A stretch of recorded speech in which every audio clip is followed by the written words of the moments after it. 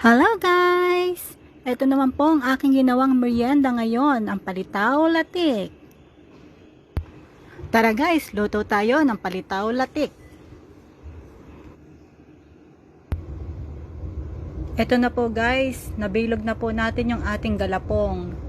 Ayan po, sinundot ko po yung gitna niya para mas maganda po yung pagkakaluto. May pinakulo na rin po akong tubig na may konting asin at konting oil. Yung oil po para hindi magdikit-dikit yung ating galapong habang ito po ay ating pinapakulo. Kapag ganito po na lumulutang na, ito po ay luto na. Ilagay naman po natin ito sa ating malamig na tubig. Ganito po ang ginagawa ko para po medyo mabawasan ang lambot niya. Ito naman po ay ang aking niluto na latik. At yan po ilalagay ang ating palitaw. Ayan po ang aking crispy latik. Lalagay po natin siya para mas malasa po siya pag ating pinakulo.